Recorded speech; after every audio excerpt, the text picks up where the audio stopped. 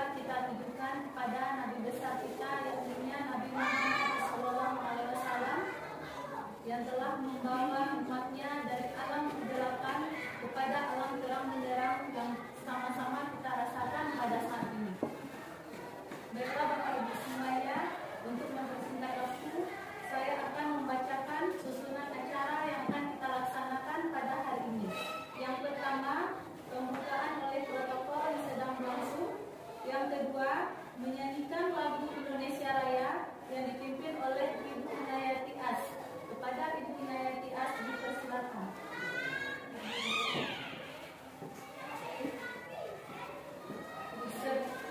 Kepada seluruh peserta diharapkan untuk berdiri. Hiduplah Indonesia Raya, kuat kita. Indonesia tanah air, tanah tumpah darah. Di sanalah aku berdiri, jadi pandu hidupku. Indonesia kebangsaanku, bangsa dan tanah airku. Marilah kita berseru, Indonesia bersatu. Hiduplah tanahku, hiduplah negeriku, bangsaku, rakyatku semuanya. Bangunlah jiwanya, bangunlah badannya, untuk Indonesia Raya. Indonesia Raya, merdeka, merdeka, tanahku, negeriku yang ku cinta. Indonesia Raya, merdeka, merdeka, hiduplah Indonesia Raya. Indonesia Raya, merdeka, merdeka, tanahku, negeriku yang ku cinta. Indonesia Raya, merdeka, merdeka, hiduplah Indonesia Raya.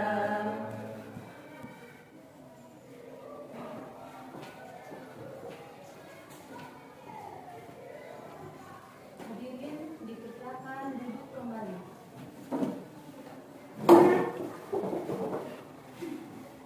Urutan acara kita selanjutnya yaitu pengibasan materi guru penggerak kepada rekan sejawat dan kepala sekolah tentang penerapan budaya positif di SD Negeri 25 Payakumbuh yang disampaikan oleh Ibu Nila Permatasari. Pada Ibu Nila kita persilakan.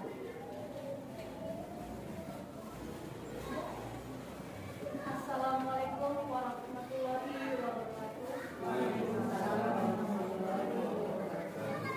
Alhamdulillah, alhamdulillahilladzi as-salatu lahu dan wadilhaq yudhu ala dimikuli walau karihal musyrikun walau karihal musyrikun. Asyhadu an la ilaha illallah wa asyhadu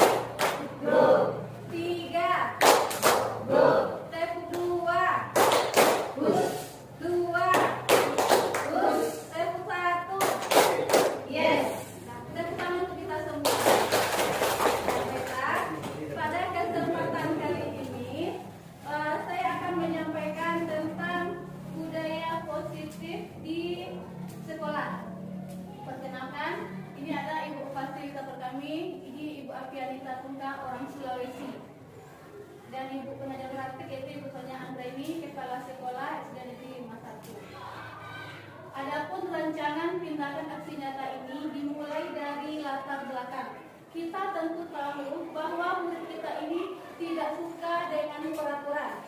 Karena kalau mereka melanggar, mereka akan mendapatkan hukuman. Otomatis hukuman itu akan mempermalukan dirinya sendiri. Makanya anak-anak kita ini paling anti dengan namanya sebenarnya peraturan. Tapi karena mereka takut dihukum, makanya mereka mengikutinya semua.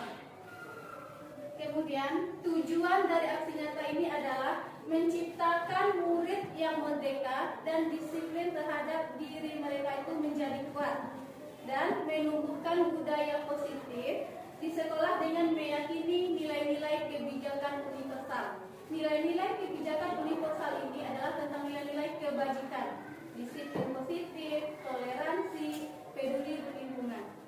Kemudian tolak ukur. Dari aksi nyata ini kita akan dapat membentuk keyakinan kelas melalui kegiatan kesepakatan kelas yang dilakukan wali kelas dan siswa. Sebenarnya di awal pembelajaran kita sebagai wali kelas hendaknya kita melakukan kesepakatan kelas dulu di kelas. Setelah kita melakukan kesepakatan kelas, baru kita ambil menjadi keyakinan kelas. Jadi nanti anak-anak itu dia kalau melakukan pelanggaran, otomatis dia akan tahu konsekuensinya seperti apa. Ini ada saya lakukan di kelas tentang penerapan dan menjalankan keyakinan kelas. Awalnya membagikan stick note kepada anak-anak semua dan kita minta mereka untuk menyampaikan apa yang mereka inginkan kesepakatan dalam kelas. Dari aspirasi mereka itu kita gabungkan. Itu contohnya ada di sebelah kanan, belakang Ibu lihat, itu dia kesepakatan kelas 6. Kemudian lini masa tindakan. Yang pertama, dalam kegiatan ini saya menghadap Bapak Kepala Sekolah dulu untuk menjelaskan penanaman budaya positif dan keyakinan di sekolah, serta meminta izin kepada Bapak untuk mendiseminasikannya bersama rekan guru. Yang kedua, mengumpulkan rekan guru untuk melakukan diseminasi pemahaman materi budaya positif. Itulah yang kita lakukan tadi. Kemudian berkoordinasi dan berkolaborasi dengan wali kelas untuk membuat keyakinan kelas di kelas masing-masing. Setelah kegiatan ini, mari kita bersama untuk membuat keyakinan kelasnya masing-masing. Kemudian memantau dan merefleksikan dan mengevaluasi keyakinan kelas yang telah dibuat. Dukungan yang saya butuhkan adalah yang pertama, dukungan dari kepala sekolah. Alhamdulillah, dari sejak awal mengikuti tes secara guru penggerak, saya mendapat dukungan penuh dari Bapak. Terima kasih Bapak. Kemudian dari rekan guru dan serta murid agar tindakan ini dapat tersusun dengan baik dan lancar secara menyeluruh. Yang kedua, sarana dan prasarana untuk menumbuhkan budaya positif di sekolah. Alhamdulillah juga saya mendapatkan dukungan. Misalnya saya meminjam satu Chromebook itu untuk melakukan pikon. Karena kalau pakai laptop ini suaranya tidak keluar. Jadi Bapak boleh meminjam satu laptop. Dan juga kepada orang tua murid kita akan mengapresiasikan kepada orang tua bagaimana cara menanamkan budaya positif di rumah. Berikut ini merupakan kegiatan diseminasi di sekolah mengenai pemahaman dan budaya positif di kelas. Baiklah, sekarang kita masuk pada aksi nyata modul 14 tentang pengimbasan, pemahaman dan pengalaman penerapan budaya positif. Selamat datang para guru hebat, Bapak Kepala Sekolah. Mari kita belajar bersama, berkolaborasi, saling mendukung demi mewujudkan disiplin positif di sekolah kita tercintai. Tergerak, bergerak, menggerakkan. Adapun materi yang akan saya sampaikan nantinya, inilah konsep utamanya modul budaya positif.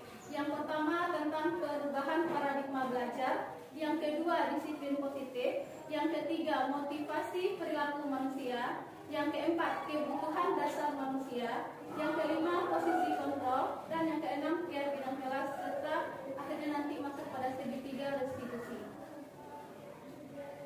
Kita lihat bagian yang pertama, yaitu pembelajaran dengan paradigma baru.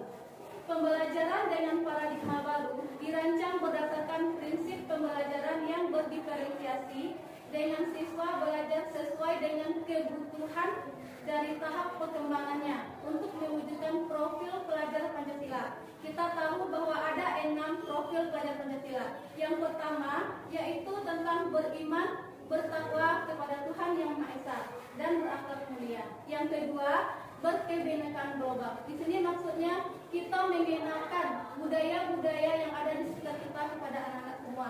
Dimana sekarang di daerah kita sudah masuk pada budaya lokal, yaitu mulai lagi untuk mempelajari budaya alam Minangkabau.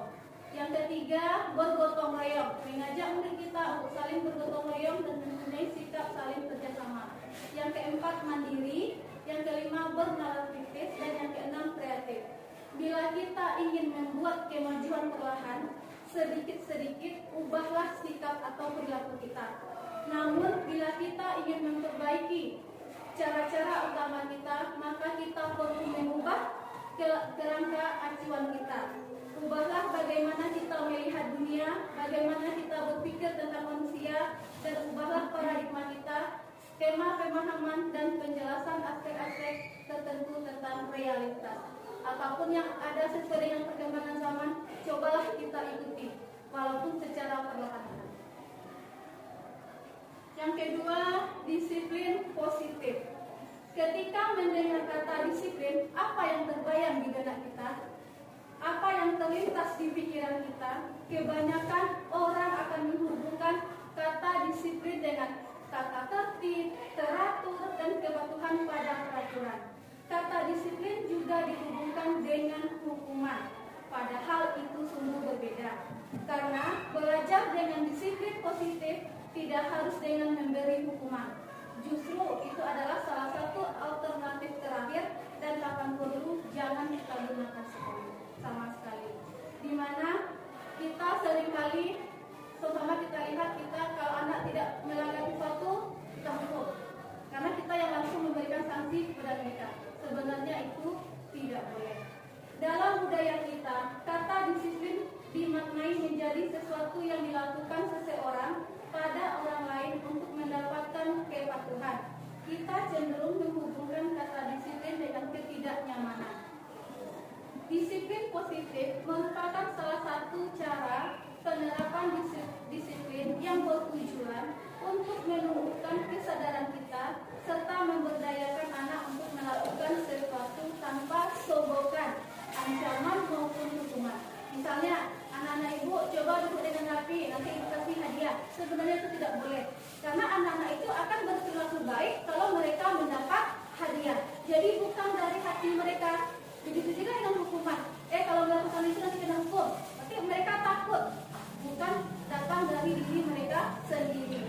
Kemudian, sebagai seorang pendidik, tujuan kita adalah menciptakan anak-anak yang memiliki disiplin diri, sehingga mereka bisa berperilaku dengan mengacu pada nilai-nilai kebajikan universal dan memiliki motivasi intrinsik dari dalam, bukan ekstrinsik. Yang ketiga, motivasi perilaku manusia. Motivasi merupakan dorongan yang timbul pada diri seseorang secara sadar atau tidak sadar untuk melakukan suatu tindakan dengan tujuan tertentu. Ada 3 hal motivasi perilaku manusia. Yang pertama kita lihat, untuk menghindari ketidaknyamanan atau hukuman. Ini adalah motivasi yang paling terendah dari motivasi perilaku manusia.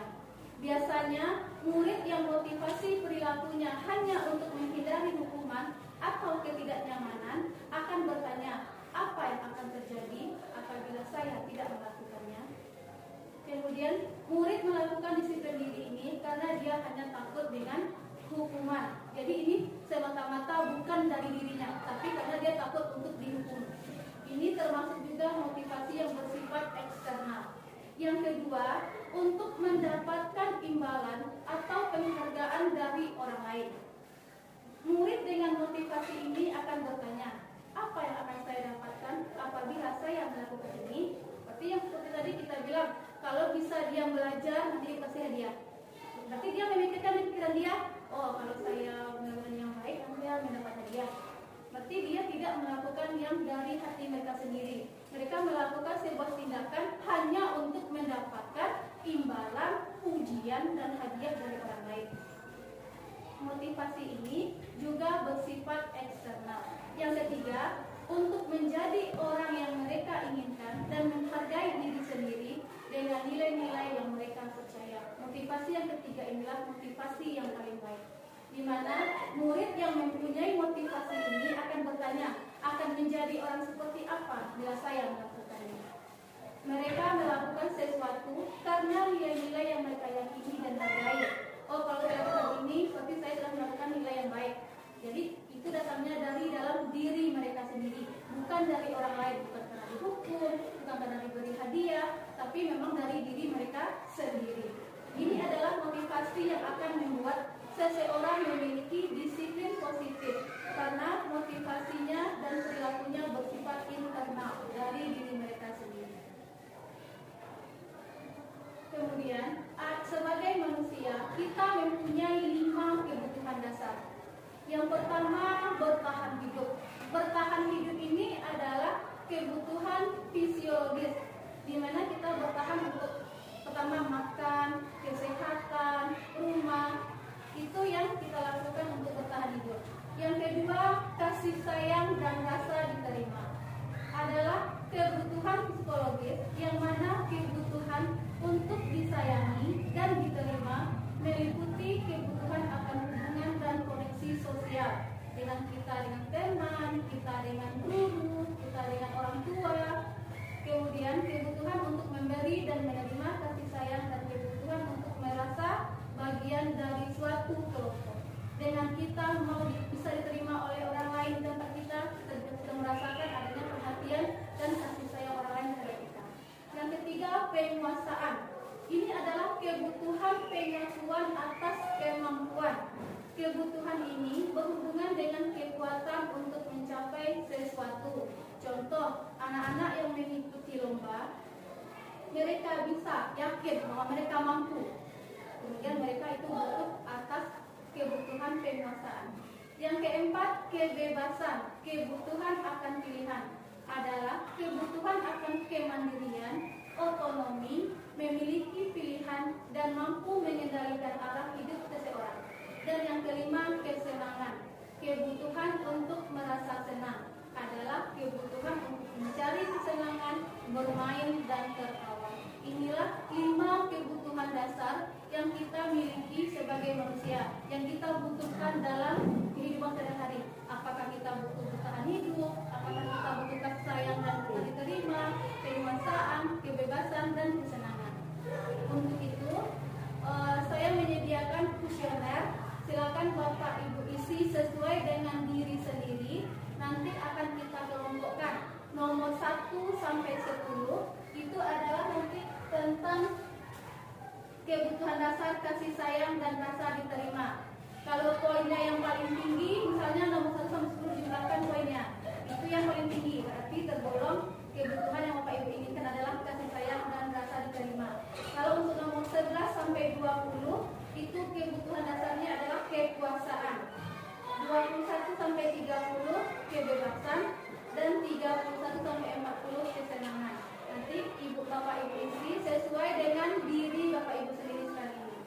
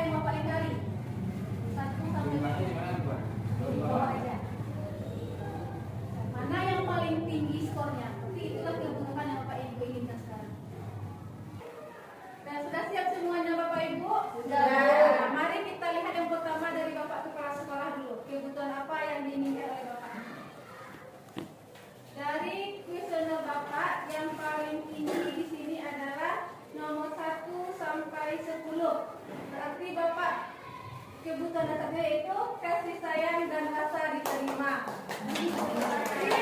Berikanlah sayang diriku, aku sayangi diriku.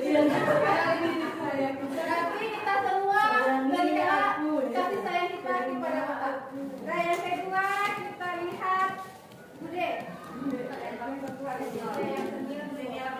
Bude nilainya yang paling tinggi sama dengan Bapak.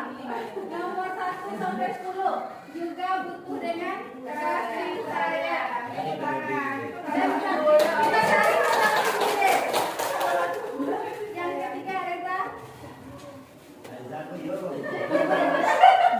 Reza yang paling tinggi, iya Pak, nomor 1 sampai 10. Butuh kasih sayang. Mudah-mudahan akhir tahun ini bisa. Amin. Kita lihat Pak Upi. Pak Upi paling tinggi yang nomor 31 sampai 40. Kesenangan. Yang ini nanti kita bisa pergi jalan-jalan. Kita lihat Artini. Artini sama juga dengan Pak Upi. Juga butuh kesenangan.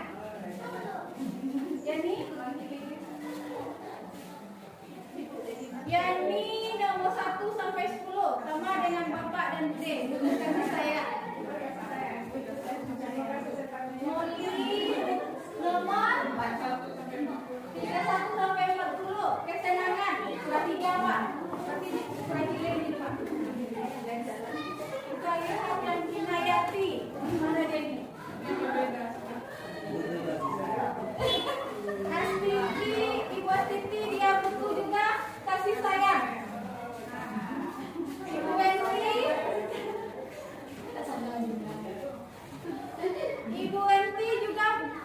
Ibu Wenti butuh nomor 11 sampai 20 kekuasaan.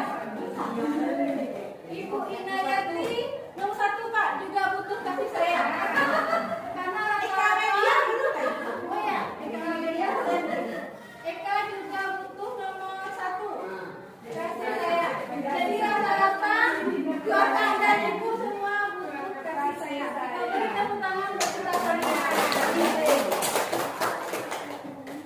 Kemudian, bagaimana konsep disiplin itu bisa dikatakan sebagai identitas gagal?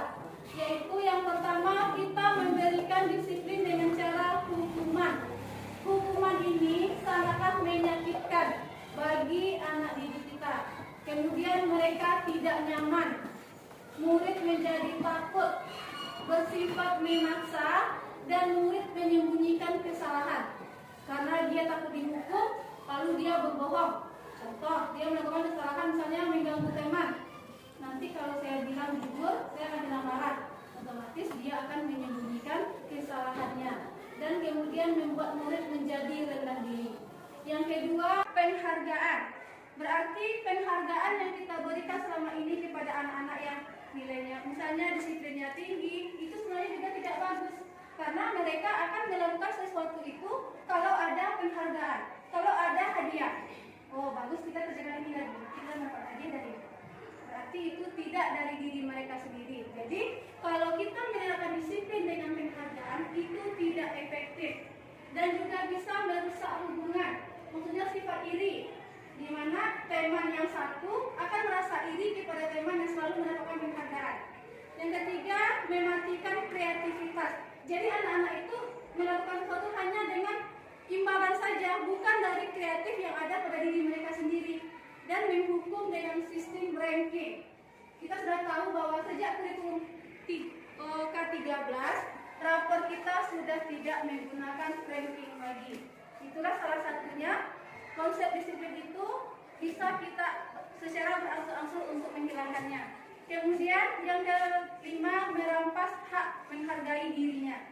Karena mereka hanya melakukan sesuatu dengan penghargaan, berarti kita sudah merampas hak mereka untuk menghargai diri mereka sendiri. Mereka tidak yakin lagi apa yang sesuai dengan kemampuan mereka. Lagi, itulah salah satunya. Konsep disiplin itu bisa kita secara berangsur-angsur untuk menghilangkannya. Kemudian yang kelima, merampas hak menghargai dirinya. Karena mereka hanya melakukan sesuatu dengan penghargaan, berarti kita sudah merampas hak mereka untuk menghargai diri mereka sendiri. Mereka tidak yakin lagi apa yang sesuai dengan kemampuan mereka. Bagaimana pula dengan konsep disiplin dengan identitas yang sukses? Satu, konsekuensi. Disinilah maksudnya, hukuman itu kita ganti dengan konsekuensi.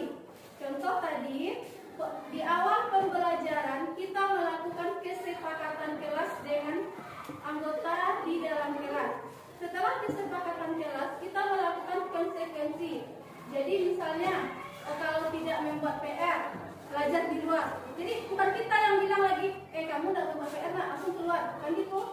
Apa yang kamu lakukan, nak? Saya tidak membuat PR, Bu. Jadi apa konsekuensinya? Saya keluar. Jadi mereka sendiri yang melakukannya, mengubah lagi pola pikir kita bahwa hukuman itu kita ganti lagi dengan konsekuensi. Itu konsekuensi itu datangnya dari diri mereka sendiri. Konsekuensi ini penguatannya jangka pendek. Bisa lagi kita rapatkan bersama, kita diskusikan lagi. Misalnya konsekuensinya terlalu berat, anak-anak juga bisa nanti akan mengubahnya.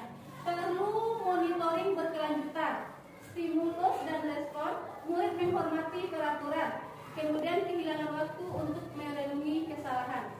Kemudian dengan cara restitusi. Dengan cara restitusi ini, murid bertanggung jawab untuk memberlakukannya. Fokus kepada pemecahan masalah jangka panjang. Murid menghormati dirinya dan orang lain. Teori kontrol, dirinya memegang kontrol. Muridlah yang memegang diri akan, kalau dia melakukan kesalahannya, jangan dekat orang yang rami kita marahkan. Karena kalau dekat orang yang rami kita marahkan, otomatis itu akan menumbuhkan sakit hati di hati anak. Lama-lama juga bisa jadi dendam. Ibu itu memarahi saya dekat teman-teman semua. Akhirnya anak-anak malu dia. Alangkah baiknya kita panggil anak itu secara empat mata, kita tanyakan apa yang sedang dilakukannya dan bagaimana pula konsekuensi yang harus dilakukannya tersebut. Konsep disiplin pendekatan restitusi. Ini adalah sebuah cara menanamkan disiplin positif pada murid. Apa itu restitusi? Restitusi adalah proses menciptakan kondisi bagi murid untuk memperbaiki kesalahan mereka, sehingga mereka bisa kembali pada kelompok mereka dengan karakter yang lebih kuat, menurut Gosen tahun 2004. Adapun ciri-ciri restitusi adalah bukan menebus kesalahan, namun belajar dari kesalahan. Yang kedua, memperbaiki hubungan, tawaran bukan paksaan, menuntut untuk melihat ke dalam diri, mencari kebutuhan dasar yang mendasari tindakan, fokus pada karakter bukan tindakan, menguatkan dan fokus pada solusi. Perbedaannya, kita lihat kasus, kita sering melihat anak kita tidak membuat PR. Kalau yang hukuman bagaimana? Guru menghukum siswa tersebut hormat bendera selama 10 menit. Maksudnya, kamu tidak membuat PR, sekarang kamu berdiri di luar hormat bendera. Itu adalah namanya hukuman. Kemudian guru marah dan murid menjadi takut. Kita ganti dengan konsekuensi. Kalau konsekuensi ini, guru memberikan konsekuensi untuk mengerjakan PR-nya saat istirahat atau dikerjakan sebanyak 3 kali lipat. Ini maksudnya di awal kita menyepakati kalau tidak membuat PR berarti PR-nya dibuat jam istirahat. Secara otomatis anak membuat waktu istirahat atau membuat 3 kali lipat. Itu dari diri mereka langsung, bukan kita yang membilangkan. Kemudian guru tegas dan siswa menghormati peraturan. Kalau konsekuensi ini kita di sini sebagai pemantau, karena kita melihat apa yang dilakukan oleh anak-anak kita. Yang paling bagusnya restitusi. Guru menanyakan keyakinan kelas. Kita panggil dia, kenapa kamu tidak membuat PR? Ada yang menceritakan sama ibu, dia ceritakan, saya malam ini ibu, katakan semua. Jadi apa kelas yang kita lakukan bersama? Ya bu, kalau kita membuat PR, saya mau tidak istirahat. Seperti itulah kita kepada anak. Jadi kita terbuka dan anak pun dia bisa menghormati dirinya sendiri dan orang lain. Kemudian kita masuk pada 5 posisi kontrol restitusi. Silakan Bapak Ibu lihat di posisi manakah Bapak Ibu sekarang. Yang pertama, menghukum. Yang kedua, membuat rasa bersalah. Yang ketiga, sebagai teman. yang keempat sebagai pemantau, dan yang kelima sebagai manajer. Dari kelima posisi kontrol ini, yang paling bagus adalah kita sebagai manajer. Contoh penerapan 5 posisi kontrol ini di sekolah adalah misalnya kita sering menemui waktu upacara bendera, anak-anak tidak memakai atribut lengkap, mulai dari sepatu, topinya, dasinya. Kalau kita sebagai penghukum, kita lihat penghukum patuhi aturan sekolah lalu berdiri di depan barisan. Itu yang selama ini yang kita lakukan di sekolah kita. Iya Bapak Ibu. Jadi kita selama ini sudah berdiri di kursi penghukum. Yang kedua, kalau kita membuat rasa bersalah, kita akan mengatakan kepada anak, berapa kali guru harus memberitahu kamu, guru kecewa sama kamu. Jadi kita membuat gara-gara anak kita kecewa, berarti dia sudah menjadi membuat rasa bersalah. Yang ketiga, teman.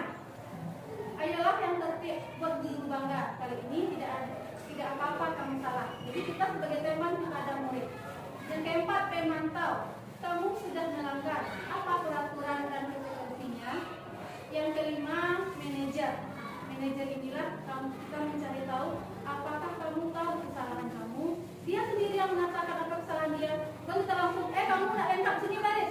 Nah, seperti itu. Tapi apakah kamu tahu kesalahan kamu? Kira-kira bagaimana kamu akan memperbaiki kesalahan ini? Ya Bu, saya tidak tahu Bu, tapi saya tidak bertemu Bu. Ya Ibu, kalau di posisi kamu juga akan melakukan hal yang sama. Jadi kita seakan-akan kita masuk pada diri anak tersebut. Itulah posisi kontrol yang paling bagus itu sebagai manajer. Masuk kita kepada keyakinan kelas. Mengapa keyakinan kelas? Mengapa tidak peraturan kelas? Bapak Ibu, kalau kita mengendarai motor, kita tentu menggunakan helm atau kaca spion motor harus lengkap. Karena apa? Kalau tidak memakai helm, kita akan kena tilang. Berarti kita patuh karena peraturan. Tetapi coba kalau Bapak Ibu keluar menggunakan masker, apa tujuannya? Agar terhindar dari kesehatan. Itu datangnya dari orang lain atau dari diri Bapak Ibu sendiri? Dari diri kita, dan diri kita yakin bahwa kalau saya keluar dalam cuaca seperti ini, saya akan terkena penyakit. Lebih baik saya memakai masker. Itulah dia mengapa keyakinan kelas, bukan peraturan.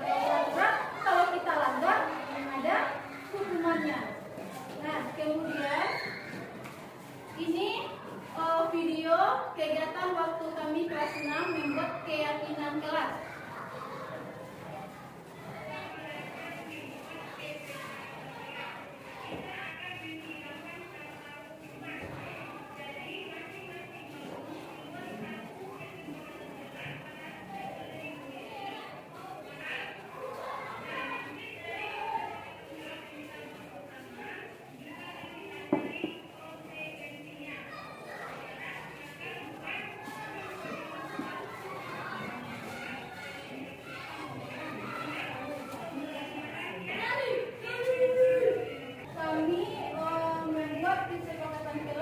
Di mana anak-anak diminta untuk membuat apa yang harus ada di kelas mereka sebelum belajar.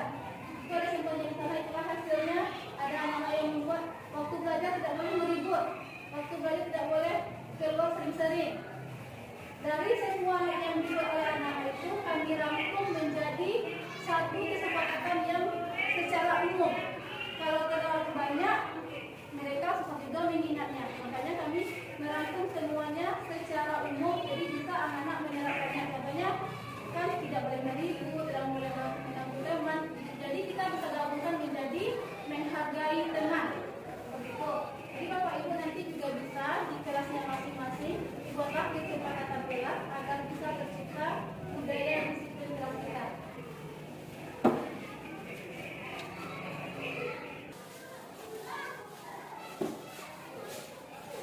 Nah, ini contoh kesepakatan kelas yang sudah kami buat di kelas 6.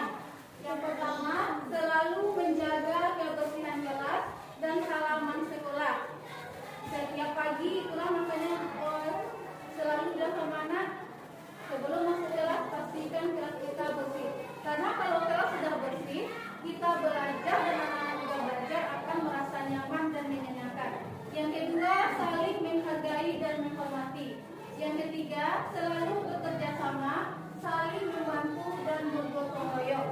Yang keempat, mengambil keputusan dengan musyawarah. Yang kelima, meningkatkan disiplin. Yang keenam, membudayakan membaca. Kami ada sudah baca, jadi anak-anak istirahat boleh membaca dalam kelasnya masing-masing. Ada juga yang pergi ke perpustakaan. Kemudian semangat belajar, itu hal yang utama pada kesempatan kali ini.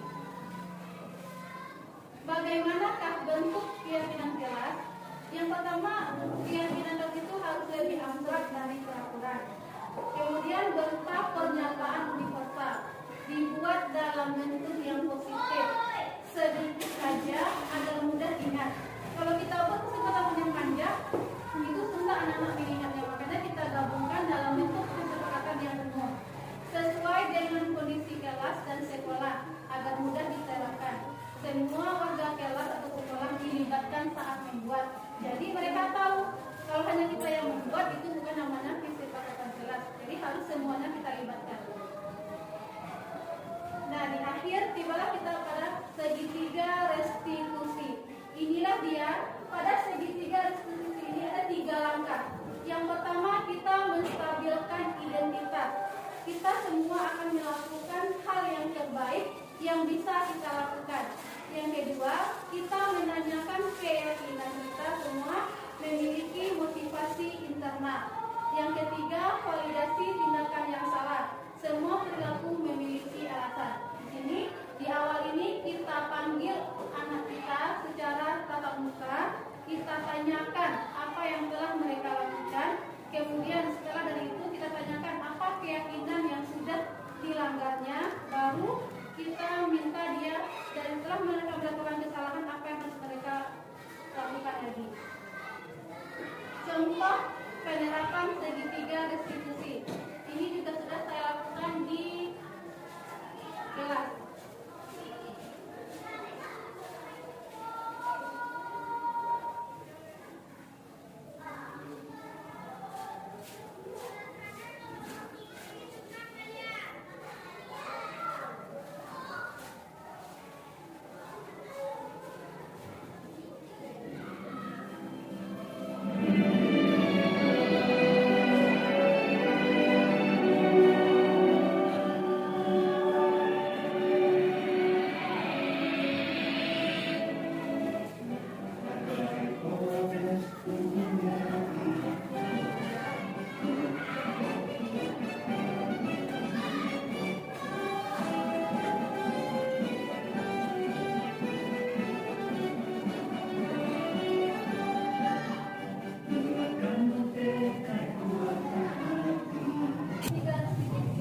Sebelumnya kita akan mencatat skenario percakapannya.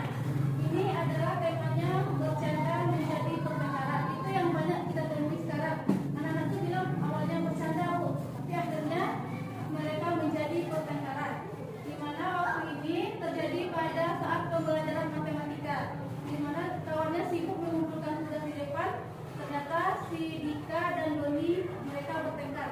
Lalu datanglah Abib memberitahu kepada kami bahwa ada pertengkaran antara Dika dan Doni.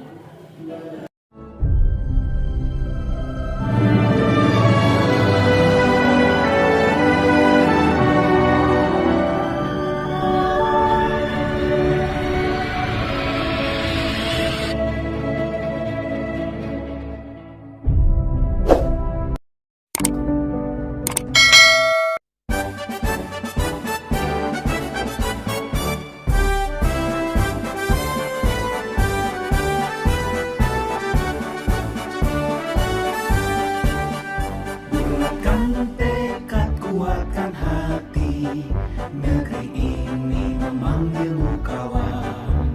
Belajar bergerak berbagi untuk negeri.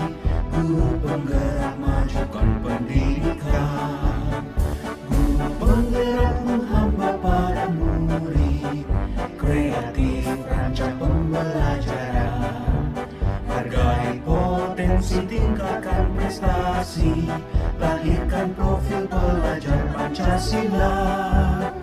Belajar bergerak berbagi untuk negeri. Kita menjalin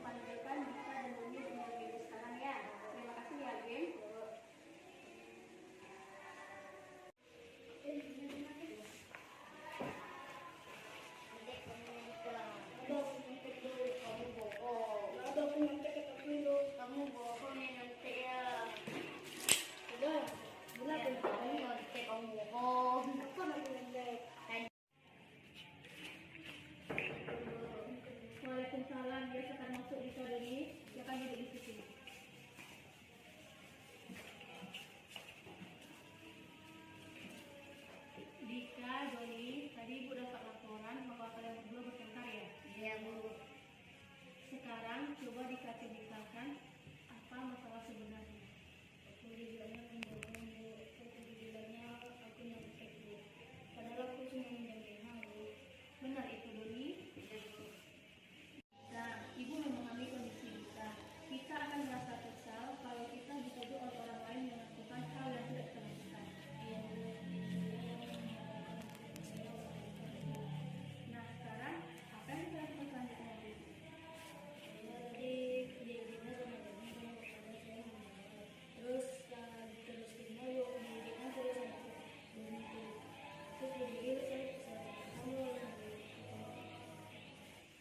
Oh begitu.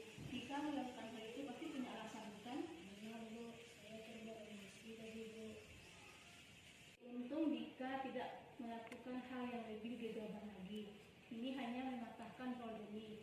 Apakah Dika dan Doni masih ingat kesepakatan kelas kita? Masih Bu. Berdua itu, apakah sesuai dengan kesepakatan kelas kita? Menurut Doni, kesepakatan kelas mana yang tidak sesuai? Doni yakin dengan nilai itu? Yakin Bu, hanya saja saya tadi bercanda Bu. Menurut Dika, kesepakatan kelas mana yang tidak sesuai? Dan tidak boleh ditemukan Bu. Dika yakin dengan nilai itu? Yakin Bu, hanya saja saya tidak bermisi Bu. Dika, Doni, sekarang apakah ingin memperbaiki masalah ini? Ingin Bu. Nah Dika, apa yang akan Dika lakukan untuk memperbaiki masalah ini? Saya menyadari kesalahan saya sendiri Bu. Dan saya juga mau minta maaf kepada Ibu. Dan saya akan mengganti hal yang patah Bu. Dan kedepannya saya akan menghantar emosi saya. Apa yang akan Doni lakukan untuk memperbaiki masalah ini? Saya menyadari bahwa kalau kita benar-benar berlebihan menyebabkan pertengkaran, saya akan minta maaf kepada Dika dan tidak akan bertengkar kembali. Alhamdulillah, Dika, Doni sudah menyelesaikan masalahnya sendiri. Ibu bangga kepada kalian berdua.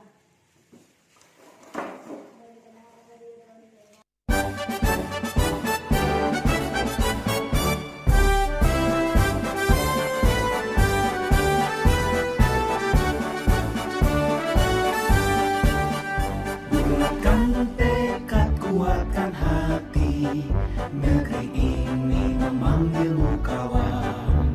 Belajar bergerak berbagi untuk negeri. Guru penggerak majukan pendidikan. Guru penggerak menghamba pada murid. Kreatif rancang pembelajaran. Hargai potensi, tingkatkan prestasi. Lahirkan profil pelajar Pancasila. Belajar bergerak berbagi untuk negeri. Kita menjalin kolaborasi. Belajar bergerak berbagi untuk negeri. Demi bakti pada Ibu Pertiwi.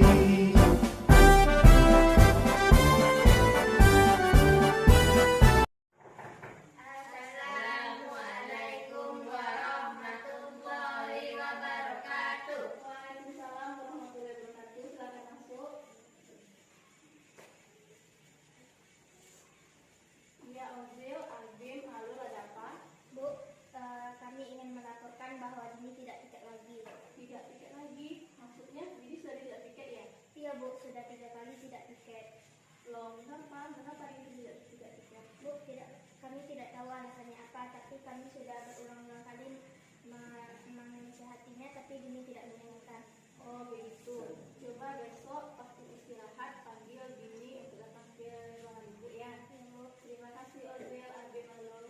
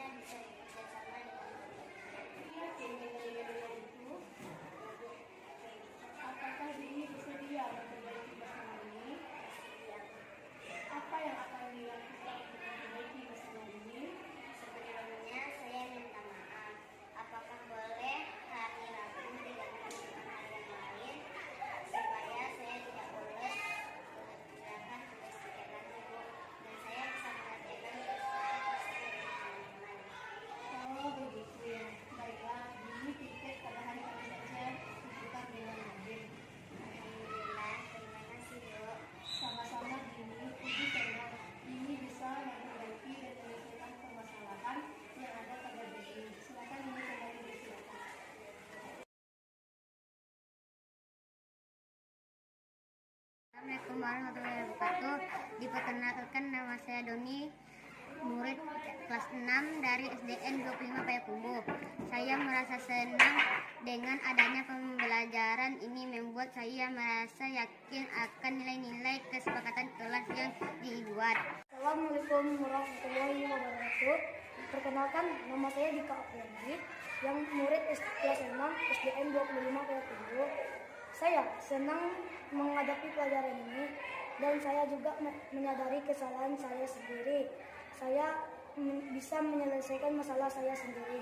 Assalamualaikum warahmatullahi wabarakatuh. Perkenalkan, nama saya Rodini, murid dari kelas 6 SDN 25 Payakumbuh. Saya sangat senang tentang permasalahan piket saya sudah selesai dan saya sudah menyadari tentang penerapan nilai kesepakatan kelas kami yang telah kami buat bersama-sama.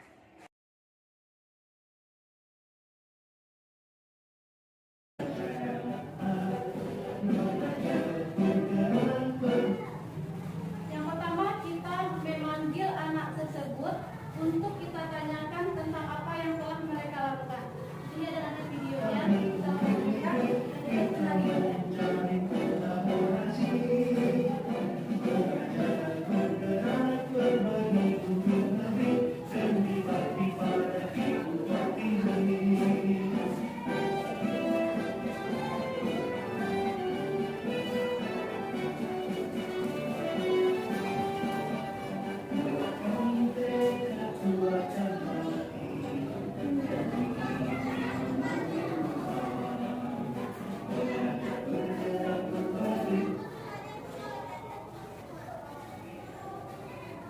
Ini adalah ketika kami melapor kepada kita bahwa ada temannya yang bertengkar pada saat pembelajaran matematika tadi.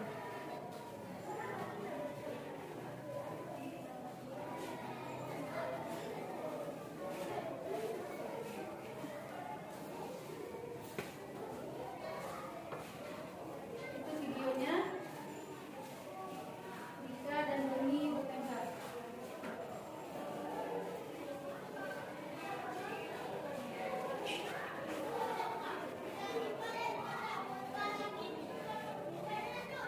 Pada saat mereka bertengkar, kita jangan memarahi di situ langsung. Nah, setelah mereka begini, pada waktu jam istirahat, kami memanggil mereka berdua untuk menanyakan apa yang telah mereka perbuat selama dalam proses pembelajaran.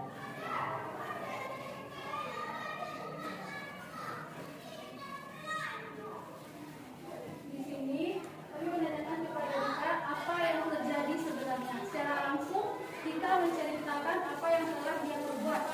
Dari cerita mereka, saya menanyakan, berarti kamu sudah melakukan apa? Lalu mereka bilang sendiri, ya Bu, kami sudah bertengkar. Tapi kalau sudah bertengkar bagaimana lagi? Saya mengakui kesalahan saya, Bu. Jadi apa yang kamu perbuat?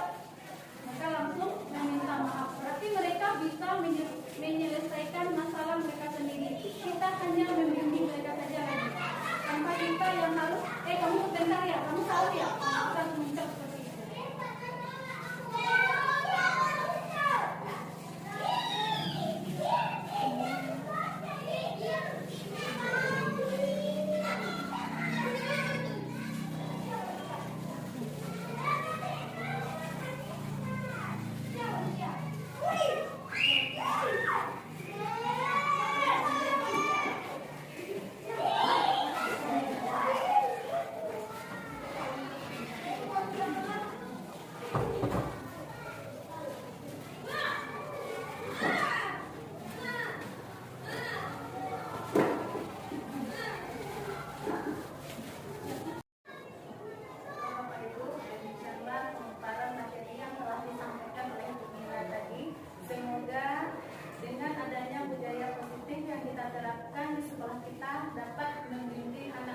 menjadi anak yang lebih baik ke depannya.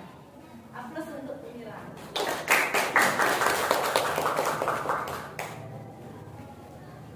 Urutan acara kita selanjutnya yaitu sesi tanya jawab. Ya, silakan Bapak.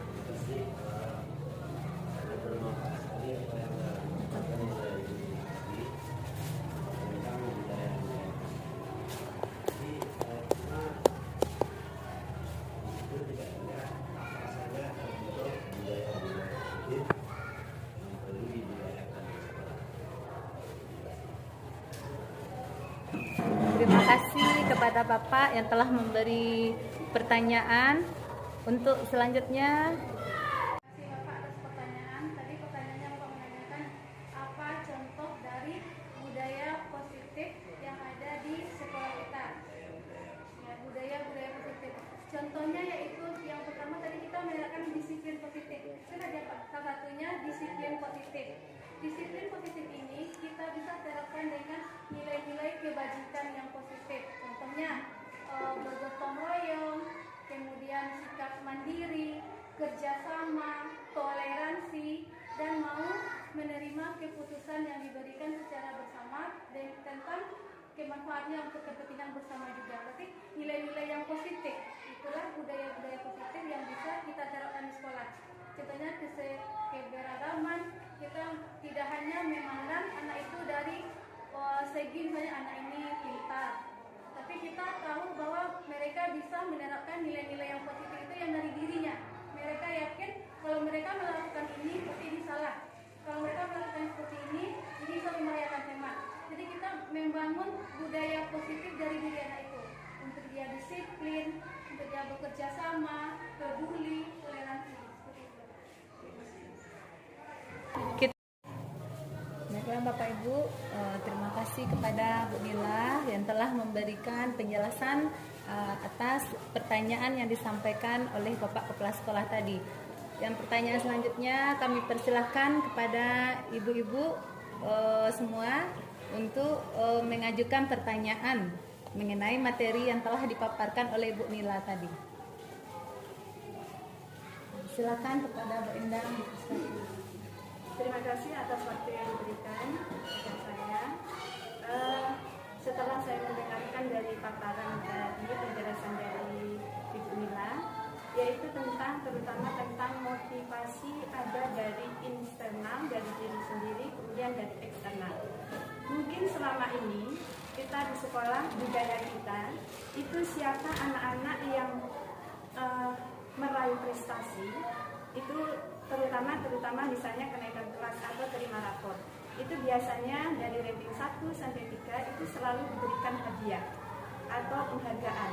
Pun selama ini mungkin kita dalam pembelajaran kita memang sebagai seorang guru itu selama ini mungkin yang saya lakukan sebagai seorang guru, ketika anak itu mencapai prestasi atau mencapai suatu kegiatan yang bagus, itu selalu kita memberikan reward atau penghargaan, baik itu misalnya berupa uang atau berupa hadiah. Mungkin selama ini itu yang kita lakukan.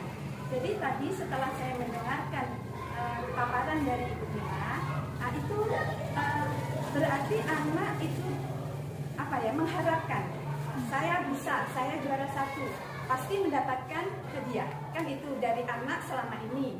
Jadi tadi setelah mendengarkan paparan dari Ibu Nila, kalau bisa anak itu tidak mengharapkan lagi. Jadi apa yang ada pada dirinya, kalau saya berbuat ini berarti nanti pasti saya akan seperti ini. Nah, kan itu tadi. Jadi pertanyaan saya sebagai seorang guru, bagaimana caranya mungkin yang selama ini kita lakukan beberapa tahun ini, anak yang berprestasi, anak yang ini yang lebih selalu kita berikan reward. Ya. Jadi bagaimana kita merubah paradigma atau kebiasaan ini? Mungkin itu yang saya tanyakan. Terima kasih atas waktunya. Terima kasih Bu Endang atas pertanyaannya, bagaimana caranya kita agar kita bisa melakukan untuk memberi reward kepada anak yang Endang. Di sini mungkin kita mengubah caranya lagi. Pertama kita kan baiklah anak-anak ibu, siapa yang siap nomor 1 ibu kasih hadiah ini. Jangan kita bilang itu dulu, kita rubah itu. Lakukanlah, kerjakanlah tugas kamu sesuai tanggung jawab kamu. Nanti jangan kita beritahu dulu apa nanti ada hadiahnya atau ada hukumannya, jangan kita beritahu dulu. Tapi biarlah mereka melakukan sesuai dengan apa yang ada pada kemampuan diri mereka. Nanti sebagai bentuk penghargaan di akhir, baru kita kasih tahu.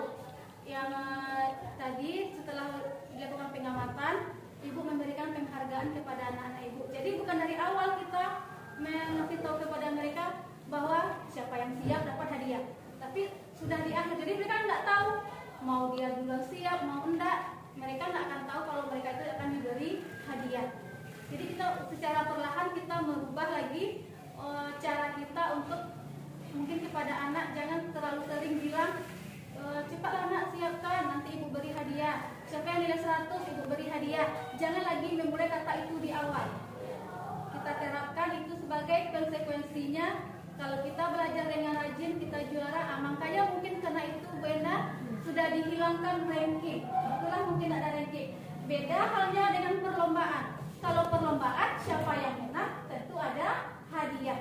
Jadi itu jangan dalam pembelajaran jangan kita memancing motivasi anak dengan belajar dengan baik dengan rajin dulu nanti ibu kasih hadiah. Nah, nanti ibu kasih hadiah. Kata-kata itulah yang nanti hanya menanamkan pemikiran kepada murid kita bahwa oh kalau saya seperti itu saya dapat hadiah.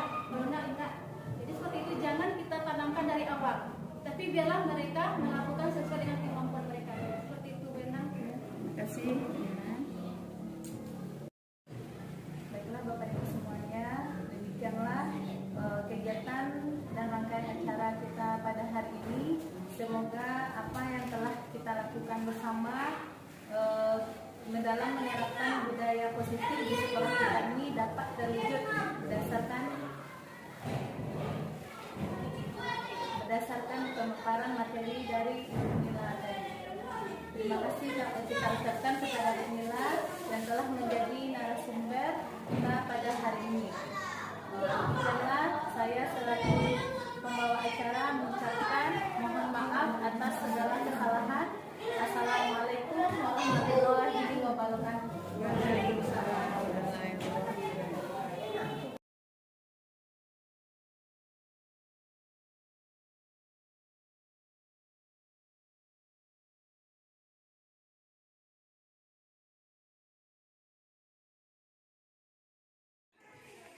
Assalamualaikum warahmatullahi wabarakatuh. Saya Yuriza, Kepala SD Negeri 25 Payakumbuh. Kemarin, Kamis 17 November 2022, saya mengikuti aksi nyata yang dilakukan oleh Ibu Nila Permatasari, yang mana beliau adalah sebagai guru penggerak. Acaranya itu pengimbasan materi program guru penggerak kepada guru-guru dan kepala sekolah di SD Negeri 25 Payakumbuh. Terlihat sekali guru-guru sangat antusias untuk mengikuti serta mencermati apa yang disampaikan oleh Ibu Nila Permatasari. Cara Ibu Nila Permatasari menyampaikan sangat menarik. Ditambah lagi materi juga sangat bermutu, yaitu menumbuhkan budaya positif di sekolah. Ibu Nila Permatasari juga mencontohkan hal yang telah dilakukan untuk menumbuhkan budaya positif di kelasnya. Pada kesempatan itu, Ibu Nila Permatasari juga mengajak guru-guru berkreasi atau mencontoh apa yang telah dilakukan di kelasnya. Dengan adanya pengimbasan materi program guru penggerak ini, mudah-mudahan dapat merubah paradigma guru. Guru sebagai agen perubahan dan guru yang dapat menyesuaikan diri dengan zaman untuk menjadi putra-putri Indonesia. Demikian apresiasi saya terhadap pengimbasan Ibu Nila Permatasari. Semoga tetap semangat. Salam dan bahagia. Assalamualaikum warahmatullahi wabarakatuh. Assalamualaikum warahmatullahi wabarakatuh. Perkenalkan, nama saya Endang Susilowati, SPD, guru kelas 5 SDN 25 Payakumbuh. Pada hari ini, kita Majelis Guru dari SD 25 Payakumbuh telah sama-sama mendengarkan, yaitu tentang paparan dari Ibu Nila tentang desimilasi aksi nyata budaya positif. Jadi, setelah kita sama-sama mendengarkan dari paparan Bu Nila, saya sebagai guru kelas 5 akan memberikan sedikit tanggapan tentang masalah yang telah disampaikan oleh Bu Nila, yaitu mengenai pembelajaran di sekolah kita dari kelas 1 sampai kelas 6. Saya pribadi sebagai guru kelas 5, selama ini mungkin apa yang kita lakukan sebelum ada guru penggerak yang telah ditetapkan oleh Kota Payakumbuh, mungkin selama ini apa yang kita lakukan sebagai guru ada sedikit kesalahan. Namun, setelah kita sama-sama mendengarkan dari paparan Ibu Nila tentang budaya positif, saya yakin dari murid kita kelas 1 sampai kelas 6, anak kita bisa kita didik, bisa kita sampaikan di dalam pembelajaran mengenai kebiasaan budaya positif. Saya yakin kalau kita bersama-sama berusaha, maka sekolah kita akan secara perlahan, sedikit demi sedikit, anak kita akan bisa mengikuti budaya positif itu dengan baik. Mungkin kita bersama-sama dari majelis guru kelas 1 sampai kelas 6, kita bekerja sama, kita bisa berkolaborasi dengan Ibu Nila yang telah ditetapkan sebagai guru penggerak di Kota Payakumbuh. Semoga apa yang disampaikan oleh Bu Nila hari ini kita bisa melaksanakan bersama-sama. Amin, amin ya rabbal alamin. Demikianlah tanggapan dari saya sebagai guru kelas 5. Semoga kita bersama dapat maju bersama untuk SD 25 Payakumbuh. Terima kasih. Saya akhiri dengan Assalamualaikum warahmatullahi wabarakatuh. Assalamualaikum warahmatullahi wabarakatuh. Perkenalkan, nama saya Eka Media Fitri, guru kelas 2 di SD Negeri 25 Payakumbuh. Adapun tanggapan kami terhadap pemaparan materi yang disampaikan oleh Ibu Nila Permatasari, calon guru penggerak angkatan 6, berkaitan dengan budaya positif dimulai dari disiplin yang positif. Yang pertama, kami sangat termotivasi untuk menerapkan budaya positif kepada seluruh peserta didik yang ada di SD Negeri 25 Payakumbuh. Yang kedua, saat pemaparan materi berkaitan dengan budaya positif, Ibu Nila sangat menguasai materi yang diberikan kepada seluruh majelis guru. Adapun harapan kami, yang pertama, semoga Ibu Nila dapat menyelesaikan program guru penggerak angkatan 6 dengan nilai yang baik dan dapat menerapkan ilmunya khususnya di dunia pendidikan di Kota Payakumbuh. Yang kedua, semoga budaya positif dapat diterapkan di sekolah kami, yakninya SD Negeri 25 Payakumbuh. Demikianlah tanggapan kami berkaitan dengan aksi nyata yang diberikan oleh Ibu Nila Permatasari, calon guru penggerak angkatan 6 di Kota Payakumbuh. Kami sudahi dengan mengucapkan Assalamualaikum. Assalamualaikum warahmatullahi wabarakatuh. Saya Nila Permatasari, calon guru penggerak angkatan 6 dari Kota Payakumbuh. Setelah saya melakukan penyimbasan bukti aksi nyata modul 1.4 budaya positif kepada rekan sejawat dan kepala sekolah, saya menyadari ada kekurangan dan juga ada kelebihan dari apa yang sudah saya tampilkan. Contoh kekurangannya adalah dengan adanya beberapa pertanyaan dari kepala sekolah dan rekan sejawat, yaitu Bapak menanyakan tentang contoh budaya positif. Ternyata pada tampilan tadi saya belum menampilkan apa saja contoh budaya positif. Yang kedua, untuk kelebihannya adalah saya dapat membuat rekan sejawat antusias dalam mengikuti penimbasan yang saya lakukan, di mana saya melihat rekan guru dan kepala sekolah mereka seakan-akan terjun dalam penimbasan yang saya berikan itu. Saya berharap setelah kegiatan ini, rekan sejawat dapat menerapkan budaya positif di kelas mereka masing-masing dengan cara membuat kesepakatan kelas. Dan saya juga berharap agar rekan sejawat juga dapat mengimplementasikan inovasi-inovasi dalam bidang pendidikan. Demikianlah refleksi saya tentang aksi nyata yang saya berikan kepada rekan sejawat dan kepala sekolah. Assalamualaikum warahmatullahi wabarakatuh.